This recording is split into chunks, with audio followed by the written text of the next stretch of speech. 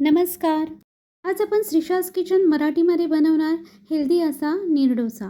ना सोडा, ना इनो, ना आंबवणे. हलका, मऊ, टेस्टी आणि नाश्त्यासाठी परफेक्ट असा नीर डोसा. नीर म्हणजे पाणी. यामध्ये जास्त पाण्याचा वापर करून डोसे बनवतात म्हणून याला नीर डोसा म्हणतात. चला तर याची कृती पाहूयात. आपल्याला 1 कप तांदूळ घ्यायचे आहेत. इडली डोसा बनवण्यासाठी जे तांदूळ वापरतो ते तांदूळ किंवा आपल्या रोजच्या वापरातील कोणताही पांढरा तांदूळ. हे तांदूळ मी 4 ते 5 वेळा स्वच्छ पाण्याने धुवून घेतले आहे. त्यामध्ये पुरेसं पाणी ॲड केले आहे. हे तांदूळ 5 तासांसाठी भिजत ठेवले होते. सकाळी नाश्त्यासाठी डोसे बनवायचे असतील तर तांदूळ रात्रभर भिजत ठेवू शकता. तांदूळ छान भिजले आहेत. आता यातील सर्व पाणी नितळून घ्यायचे आहे.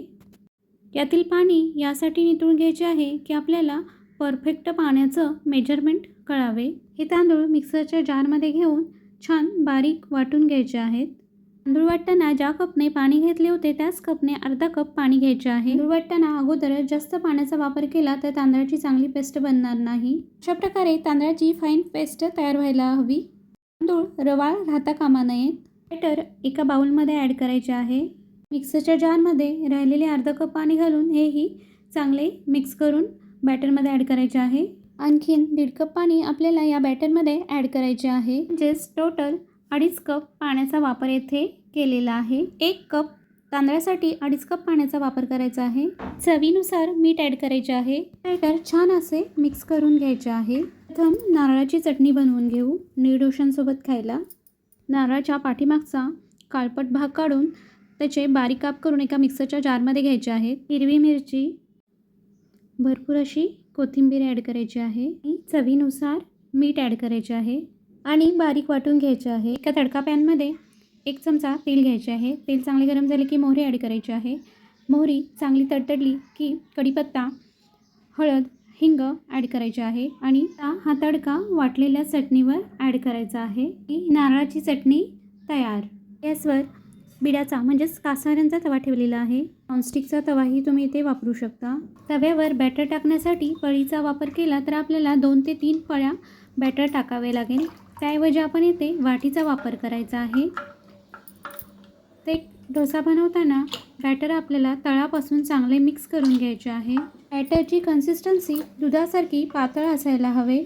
कांद्याच्या सहाय्याने तव्याला छान तेल लावून घ्यायचे आहे.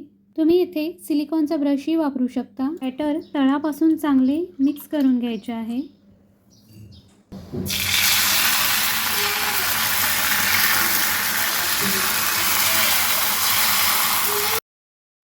गॅसची फ्लेम हाय असली पाहिजे. बॅटर प्रथम तव्याच्या कडेने आणि नंतर मध्ये ओतायचे आहे आणि त्यावर लगेचच झाकण ठेवायचे आहे. 35 ते 40 सेकंदासाठी झाकण ठेवायचं आहे. डोस्यांवर लगेचच झाकण नाही ठेवलं की डोसे कोरडे होतात, त्याला क्रॅक्स पडतात. झाकण अशा प्रकारे खोलगट असावे. ते मी इडली पात्राचे झाकण वापरले आहे. 35 ते 40 सेकंदानंतर झाकण काढायचे आहे. गॅसची फ्लेम लगेचच मीडियम टू लो ठेवायची आहे. आणखीन 2 मिनिटे डोसा भाजून घ्यायचा आहे. झाकण ठेवून वरच्या बाजूने डोसा छान शिजवून घेतलेला आहे, त्यामुळे डोसा पलटण्याची गरज नाही. तुम्हाला हवा असेल तर पलटू शकता. बिड्याचा म्हणजेच कास्ट आयरनचा तवा नवीन असेल तर तव्याला डोसे चिकटतात. त्यासाठी तवा सीझन करून घेणे आवश्यक आहे. साधारण 3 मिनिटात एक डोसा बनतो. डोशाच्या कडा तव्यातून सुटला की डोसा आपला तयार. तुम्ही पाहू शकता डोसा अगदी इझिली तव्यातून निघतो. डोसा आपल्याला एका चाळणीवर काढून घ्यायचा आहे. नीर डोसा थंड झाल्यानंतरच फोल्ड करायचा. गरम असताना फोल्ड केला तर तो तुटू शकतो. आता दुसरा डोसा बनवूयात.